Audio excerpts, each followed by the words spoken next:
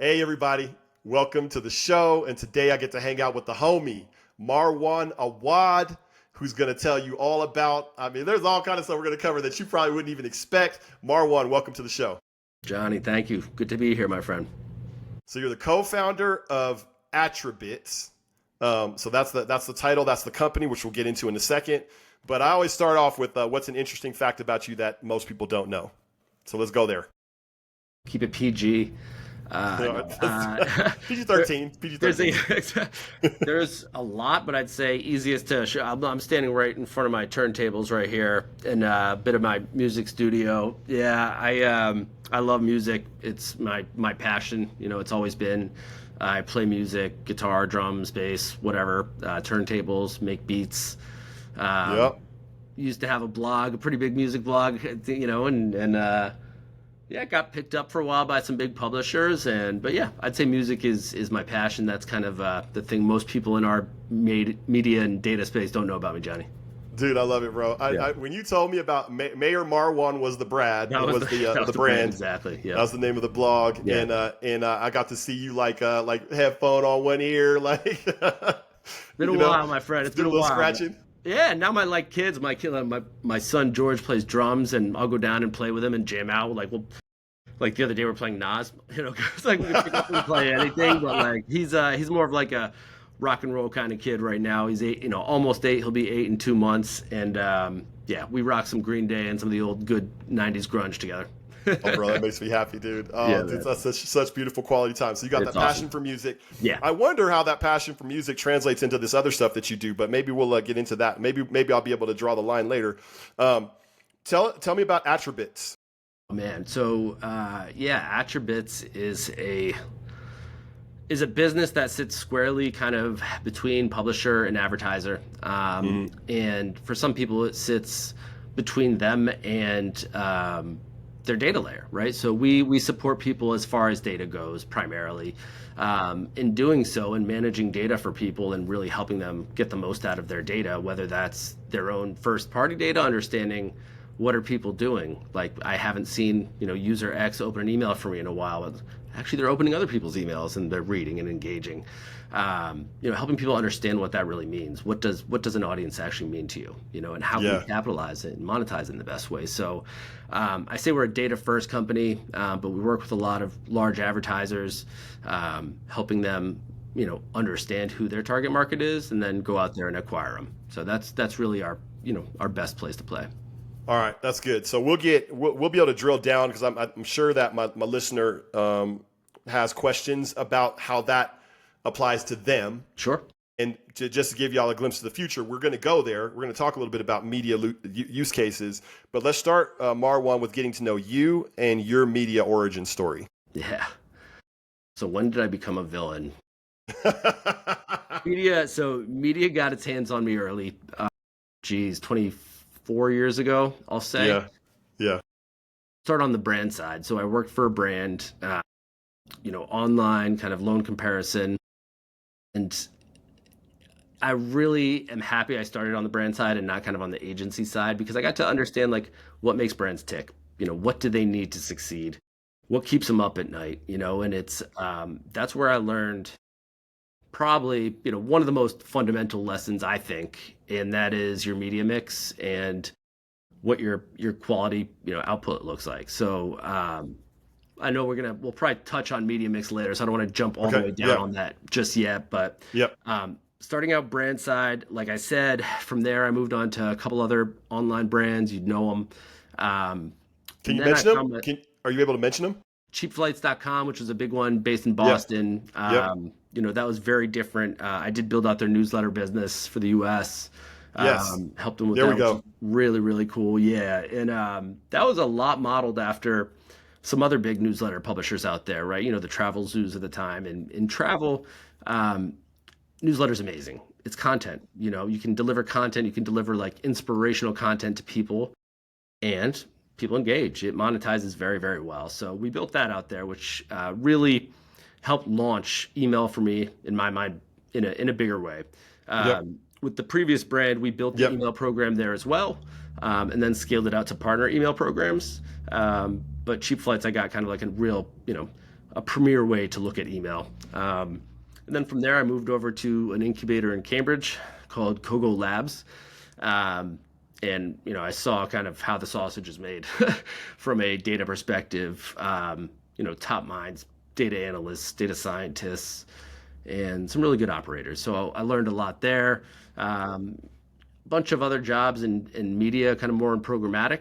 And then I ultimately reconnected with an old friend from the Kogo Labs area, and we built something. And we haven't looked back. We decided we have a solution, we have a service, we have an ability that we can deliver that nobody else has right now, and that's really an email first look at data and data management. And we hung a shingle, so many years ago now, and we're still doing it. So really excited about that. Email first look at data management. Yeah. All right. So now we got down to like the bedrock of what I think what you see as your mission. Yes. And so describe that, unpack that a little bit for me, for the layman. What is an email first look at data management? What does that look like? Yeah, no, great question.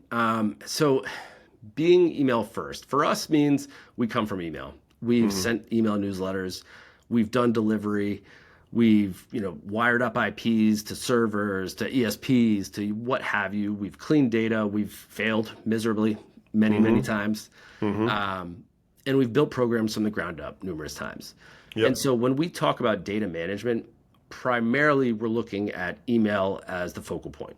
And what does that mean, right? So in our current iteration, it shows up in a myriad of different ways.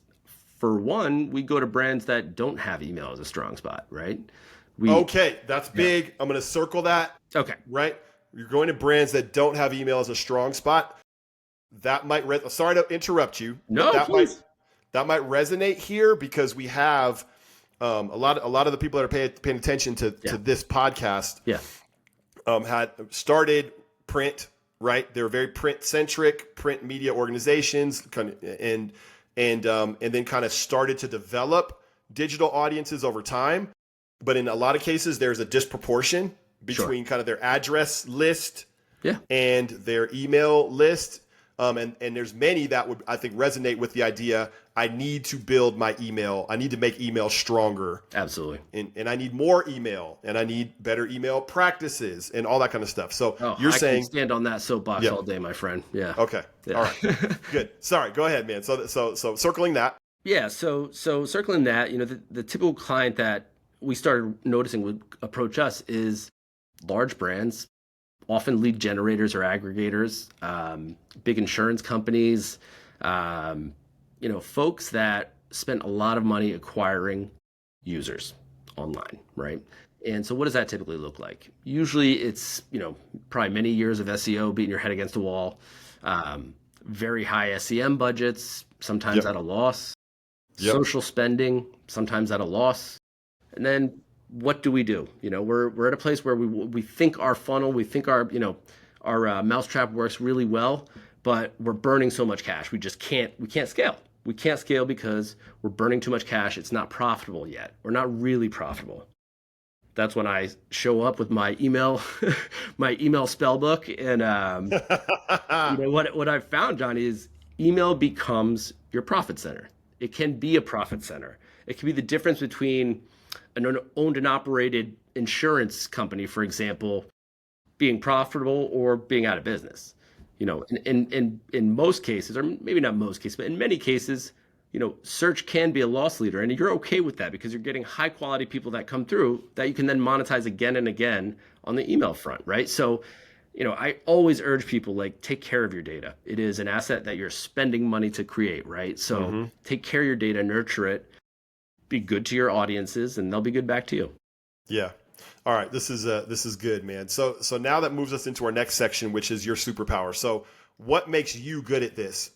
Right. And again, what is it as you look at your experiences and where you've been successful and where you just know you're reliable, right? You bring me into this problem. Yeah. I'm going to fix that 100% of the time. I'm going to fix that problem. But what's the superpower that makes you good at that? Yeah. So it's an excellent question. I'd say there's a couple skill sets that make me and make our company really good at this. And you should meet my business better half, my co-founder Jacob Silber is a great guy, very smart. Probably sent billions and billions and maybe trillions of emails over the years. Yeah. Knows email cold. Yeah. So it's a combination of things. I think one, being a connector, similar to yourself. I collect people. I meet people along the many 20 years plus in this game, and I understand their problems and I listen. And problem solving is certainly the other one. So I'd say my desire to be curious and help people solve problems, and then secondly my actual like of people. Yeah. And Yeah. collecting new people and understanding them and helping them figure things out. So between those two things, that's kind of become a superpower insofar as I know how to solve the problems if email's involved in most cases. And me and my team we'll sit down. There's only so many answers it can be. We'll do the analysis and kind of understand it, or at least point in the right direction. I firmly believe that data can unlock most of the doors and most of the challenges you have within your own operation. If you just spend some time looking at it, the story will come out. But most of all, I'd say my superpower is failing a million times and then just keep trying. I love that. I've never heard that, bro. It's a great Yeah. superpower. I love it, man. You got to be able to fall on your face a million times and get back up. And that's what, that's where all the goodness comes on the other side of defeat. A lot of goodness comes on the other side of defeat. So we've fallen on our face a bunch and we've learned what doesn't work, and we learned what does work. And so I think at this point, 25 years in, I have a good idea of what will work in this space, and I know what not to try. But I'm sure we'll fall many more times after this. That's so good though, because it's like you fail, so your clients don't have to fail the ways that you failed. Exactly. Right? Learn Like from our bottom mistake. line. Exactly right. Yeah. Exactly right. No, that's so good. So does that mean that you're not risk averse? Oh, I mean, that's an excellent question, I think. So with email, I will say this: it always suits you to be paranoid. It just always suits you to be paranoid in email. And Okay. the reason being, I love email for all the reasons I mentioned. It's as close to a known audience as you're going to get. But there's still higher powers at play. You're not going to get hit quite as bad, maybe, as an algorithm change on search or social. But inboxes change their, filtering, change what they allow in. So, be a good sender, be a good steward of your data, do your hygiene, send messages people want to get and that are, applicable to them. You have two things to balance: timeliness and relevance, and accomplish those two things and you'll be in good shape. Timeliness and relevance. Flesh that out for me a little bit. You said it in a way where I think it's obvious, but it would still help me. Yeah, sure. So timeliness is probably the most obvious, right? Timeliness, you want to get someone when they're in market for something, or at least be top of mind when they're in market for something, right? Yeah. In email, what does that mean to me? Like in email, timeliness is, okay, this person just opted into something, was just on my website. You know how you get those abandoned cart emails? Hey, you left before you checked out. Did you want to get these things? Like that has timeliness locked in, right? Like it's beautiful. Yes. It's trigger based. You got a message, a signal from your consumer. You send them a message to say, hey, we're here for you, right? Relevance is really tied to intent. So if you got your timeliness down, that's great. But if you're not sending them a relevant message, it doesn't matter, right? So I think magnifying, if you look at all the data across email, when's the best time to send per day? What time? Is it morning? Is it afternoons? Everyone has their own philosophy on what's the best time. What color should my buttons be? Some people still say orange. Some people say whatever. The two things you really got to worry about is timeliness and relevance. If you can get those two things, or at least lead with those two things, all the other fundamentals will line up. You'll be on the right path. You're automatically ticking levers the right way. So that's kind of my blueprint. Start with timeliness and relevance. Make sure you're sending the people the right thing at the right time, which is not always easy, but data helps you make those decisions. All right. I think you've led us into this next question pretty well, but I'm going to let you tie a bow on it. And so the question, I like to ask people, what's your calling, right? Or what is your company's calling? Yeah. And another way you might put it is, what's the transformation that you're offering, right? What's the transformation that people are coming to you for? Yeah, sure. And that you're reliably able to produce. Yeah. So can you answer that one for me? Absolutely. So lately, in the past few years, I think the space that we have operated in that has brought the most success, both to us and our clients, has been really data management. And what does that mean, right? It means we, are injected as partners at the point that the data is created, right? Whether that's with we sit in the flow, we understand who your users are, we're managing your data for you, we're cleaning them for you, we're mapping them to many other fields that we might have available against them using our identity graph.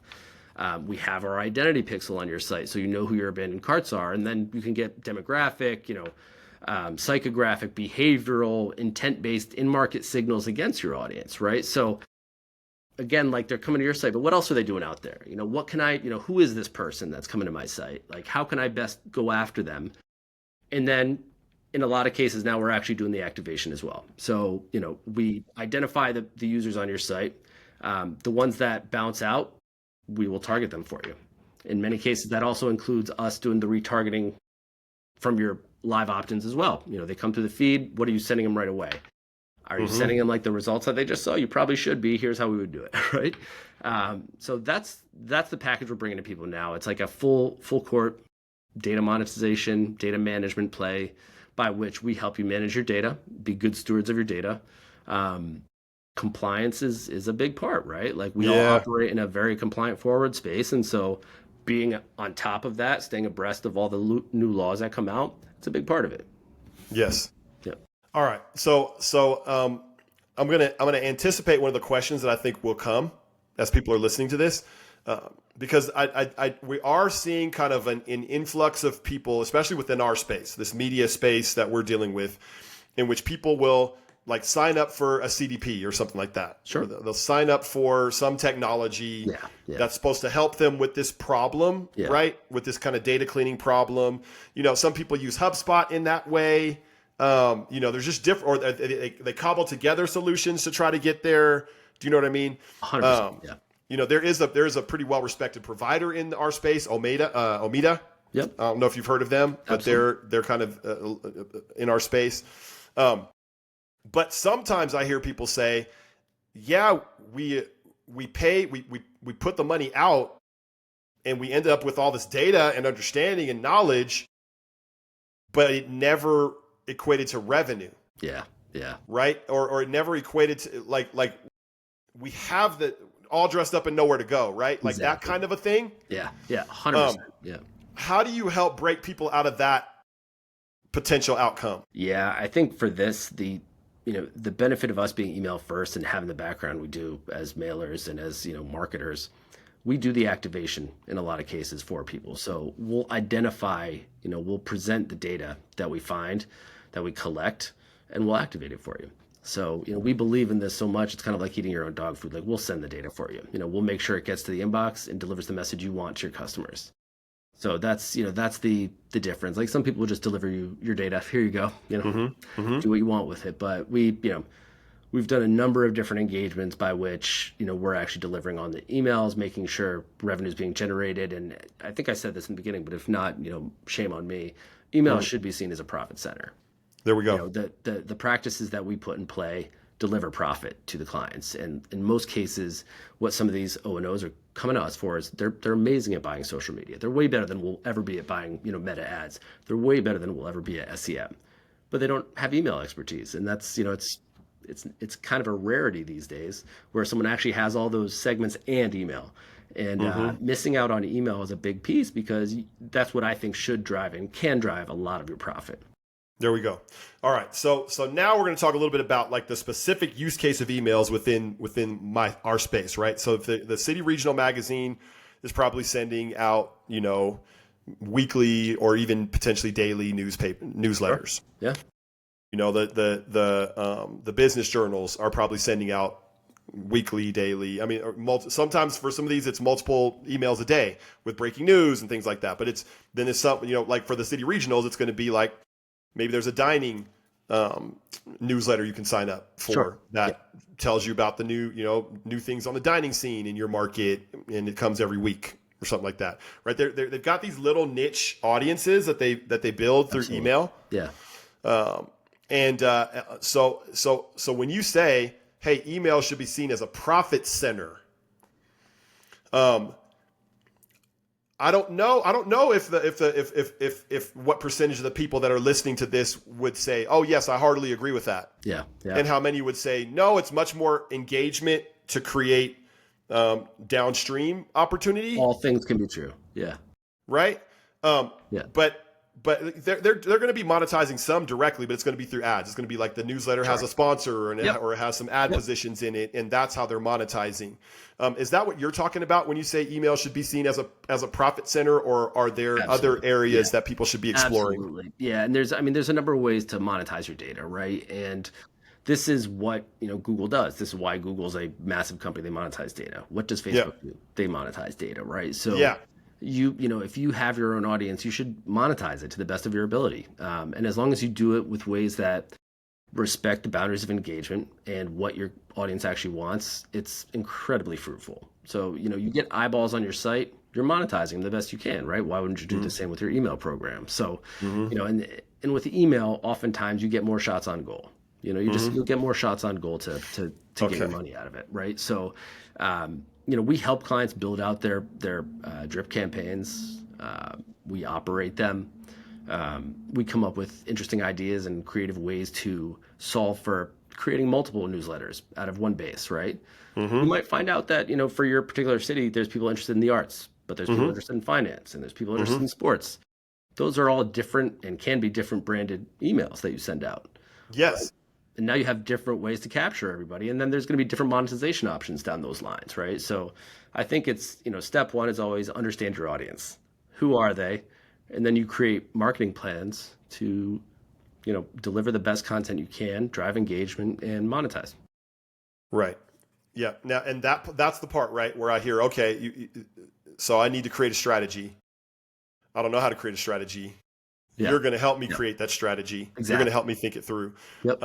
Let me ask a question. What is the biggest error in the way that people think about email? And let's say even my particular group, right? So we're talking about media that's coming from a print background, Yeah. learning, growing in this new digital space, but also a lot of in evolution, growing in their relationship with email, evolving in their relationship with email. How do we monetize email?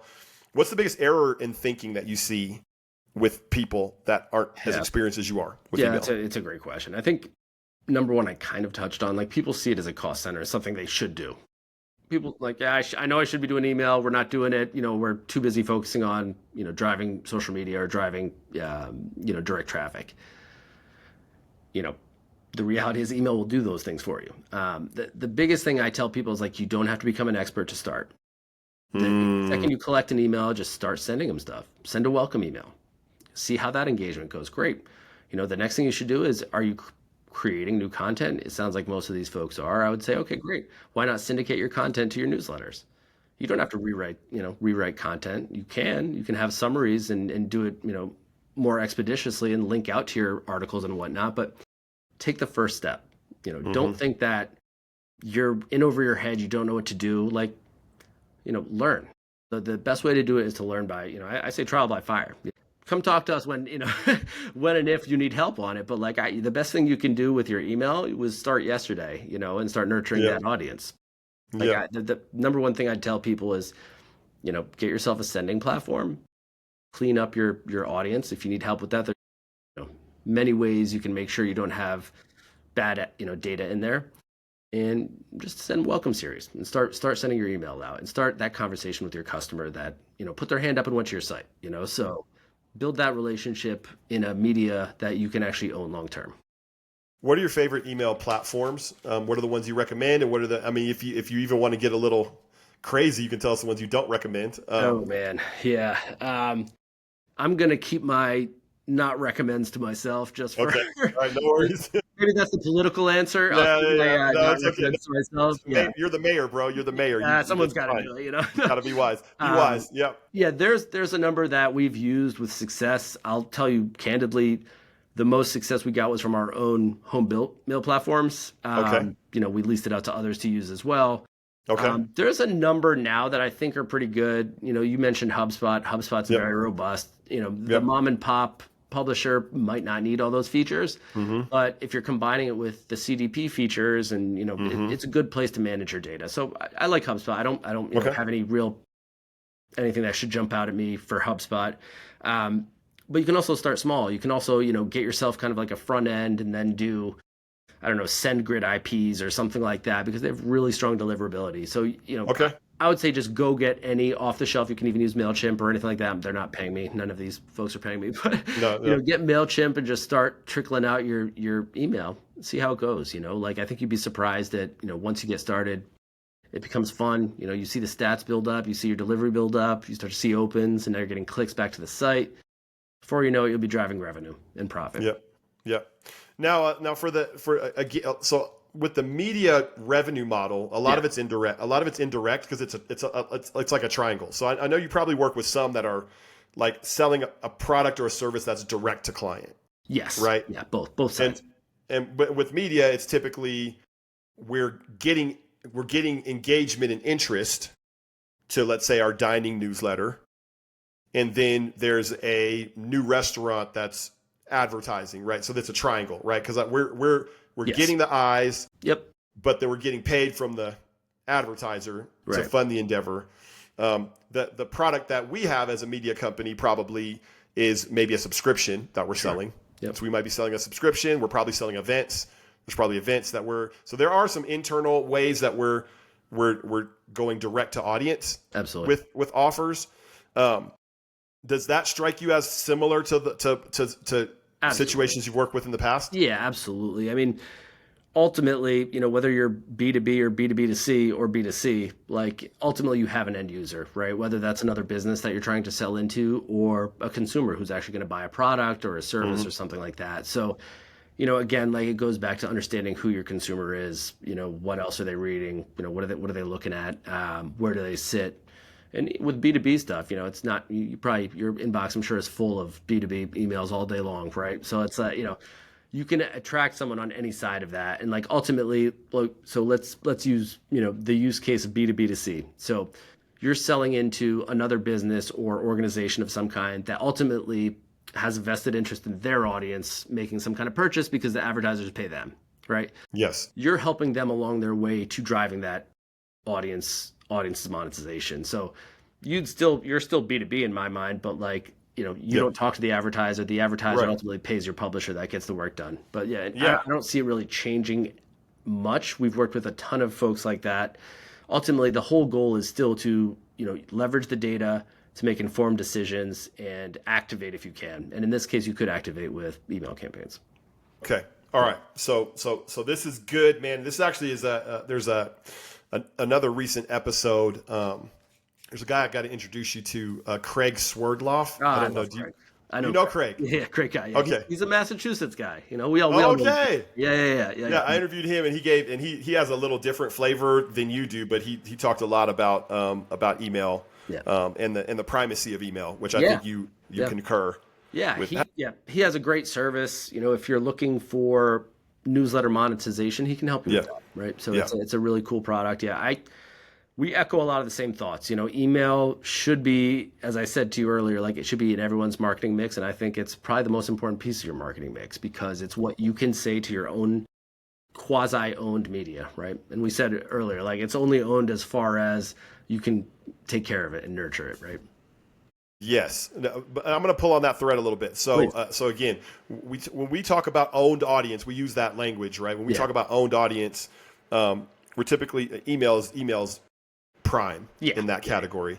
But you said there's a little nuance there. Like you said, you wouldn't necessarily call it owned audience in the strict sense. What do you mean by that? Yeah, I mean, if you compare it to social and or search where you're buying audience, it's a pretty easy label. It's owned, right? Distinction. You have the ability to reach someone in their inbox. The reality of the world is that that depends on a few things, right? Like, it depends on your ability to reach the inbox, number one. It depends on their want or your subject line's ability to get them to open the email, and then hopefully they click around and really engage with it. But there's things out of your control. There's things out of your control there. The mailbox provider, Gmail, Yahoo, Hotmail, whoever, might change filters. And then you can no longer reach them for some period of time until you get your, your new strategy together. So yes, it's owned media. I'm never going to refute that it is owned media, but it's not no strings attached. You know what I mean? It's an owned media with terms. Like you have to play nice, or it can be taken away from you. And just the obvious one is that people can opt out over time, right? They might unsubscribe from you. Yeah. So I see what you're all saying. Those things are true. So that's why the data management piece is so important, because you did say something that I thought was profound when we were off camera and we were going to hit it in this conversation. Yeah. But you're saying email and data management are the most important marketing mix. I think so. And I think maybe that's use the last question I told you as a lead into digging in a little deeper into that. Yeah. So your email strategy is going to be informed by your data management and what you do with your data. What does that mean? Well, typically what we say to people is as soon as someone comes in, make sure they're a good user. It's a good email address. It's not malformed or anything. Send them something right away. Yeah. They're on their, they're on their computer, they have their browser open, get in their inbox and say, hey, thanks for stopping by, whatever your message is. From there, now you have it's like choose your own adventure. What do I do next? Right. And so it is. What kind of campaigns am I sending? Am I putting them on this path based on who I know them to be? Like if I have a product that, there's a women's offering and a men's offering, if I have that basic information, demographic information, do I split the list there and send them down two different paths? There's any number of things you can do as long as you understand who those users are. And so is it one size fits all email programs for people? No, it could never be, because every brand is different. Every audience is different. Like we have to look at who your audience is and then prescribe the right strategy for, your emails. And so I can't say this enough. Like a lot of folks that come to us tell us we want to scale. We can't. Like we're losing too much money in search. We're losing too much money in social. We're spending too much money. It's like, let's take a look at your email program. Like you should be able to pick up your profits on that. You really should be able to. You have this audience. How are you monetizing it? You know what I mean? And that can look like any number of different things. And so that's where we collaborate. We sit down, we look at the data, say, this is what we think. Here's why. Let's go. And it's fun, man. It's fun. It's a lot of fun. Dude, that's so good, man. Yeah. And so then to even give you like a use case. Yeah. Let's say that I'm a business publication, and I'm about to throw an AI summit, right? An AI summit that's exploring how small businesses are using, using AI in the market. But I like I said, I'm a business pub in whatever, let's say Boston. That's where you live. Let's say Boston. Sure. I don't work with anybody. I work with Boston Magazine there, but don't work with any business pubs. I want to market this event. That's where I get to put some of these things into practice that you're describing, right? Because now I want to send the invite out to get people to register for the event. Absolutely. Yeah. To the right people on the right timeline and with the right relevance. Exactly. It's timely, right? It's relevant. You have the right locale. You know what your where your audience is and who you're looking to attract. Like that's perfect. Like email's great for that. Yeah. And you can even do the beauty of email is it enables an omni-channel approach, right? Let's say you're doing Facebook ads, geo-targeting Boston for this event. Yeah. Yep. Well, why wouldn't you follow up with email as well? Get those people to, telling someone something once isn't enough anymore. Yeah. In this crazy world of pings every 5 minutes, and I just heard some on my side. I apologize. No, you're good. Keeping attention is everything, right? And so, if we can do it for in any number of ways by hitting someone more than one time for a particular event, sale, Black Friday, Cyber Monday, whatever. Yeah. I highly recommend doing it. Dude. Yeah. And so it makes me wonder how many of my listeners would say, you know what, when we're marketing internal products, when we're right, like the publisher really is generally thinking more in terms of how do I create ad revenue. That's generally where the big part of their focus is. But then there's also, okay, but what are our own products and services and opportunities that we're going to be, and I wonder how many would say, you know what, we do a 10 out of 10 job in using our data to make our market aware that this event is going on or whatever, or what have you. Yeah. right? That this subscription deal is going on, Yeah. that this, this physical product is available. How many of them would say, and I don't know that many of them would say that we're doing 10 out of 10 job in leveraging our own data to sell our own products. Yeah, like to your point, man, like I've not met one yet. I've not encountered one yet. And maybe there's just a bunch of humble people in my circles, I don't know, but nobody's really nailing it. I think there's always opportunity for advancement. And like the folks that typically come to us don't have strength in email marketing or data management, right? These are the folks that we engage with most typically. Yes. But there's always best practices that are coming up. You got to stay on the cutting edge. Like you have to understand what inboxes are doing at any given time of day, and understand where you can get the signals to inform such things, right? So like timeliness and relevance can be greatly impacted by the availability of data signals against your audience. So yes. You know what your audience is doing most of the year, you can use those signals to inform your campaigns to them. Right. So it's, again, timeliness and relevance and just understanding who your audience is. What else are they doing on the internet? Like, who else are they engaging with? What kind of things are they doing? Right. That all, you build that rich story for who your audience is. Yeah.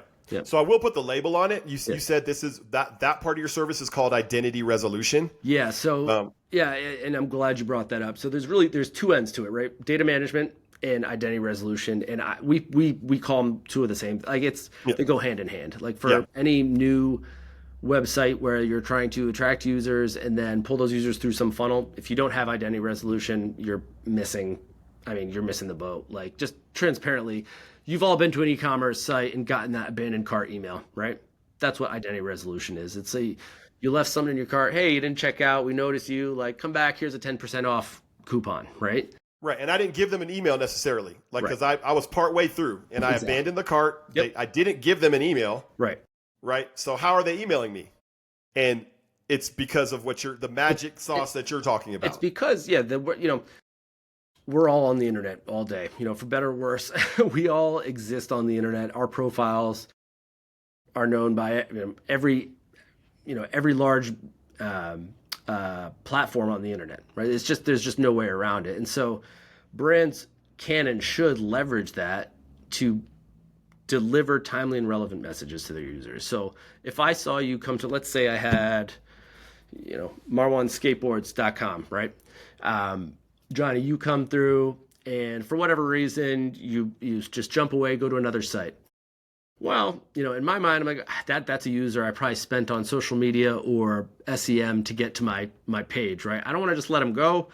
Okay, my identity resolution, usually resolving around 30 to 40, sometimes 50% of online traffic, says it's Johnny. Here's his email address. And I know that you were looking at X skateboard. I say, hey, here's 10% off, come back, take a look.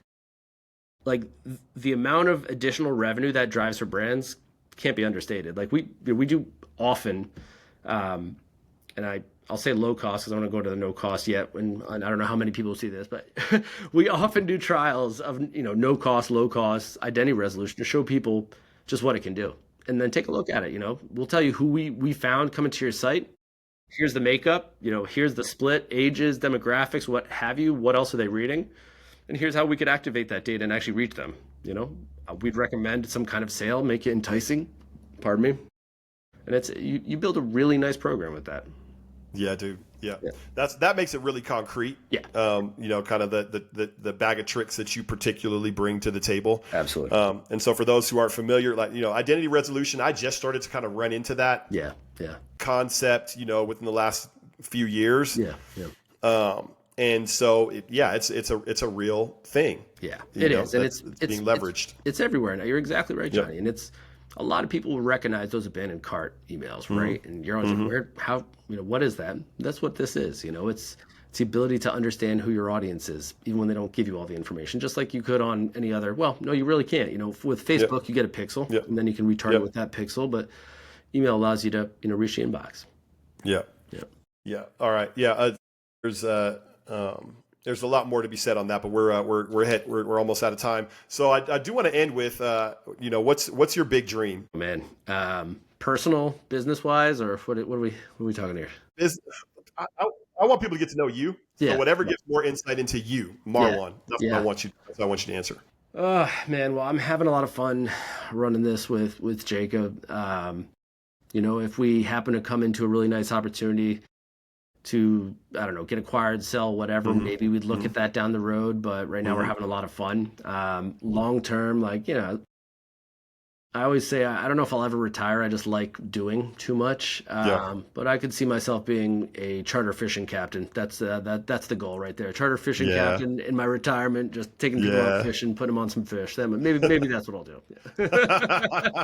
Oh, it Yeah, sounds so delightful, yeah, bro. right. Well, can't go wrong. Yeah. Can't go wrong. Yeah. Exactly. So you love to fish? Is I that love to part of fish. what you're Yeah, telling me? yeah, I love to fish. Yeah, yeah. I Yeah. mean, I'm here in Boston, well, in the suburbs now, but we have a amazing fishery out here. So the ocean is full of beautiful fish. So it's a Yeah. great spot to live if you like fishing.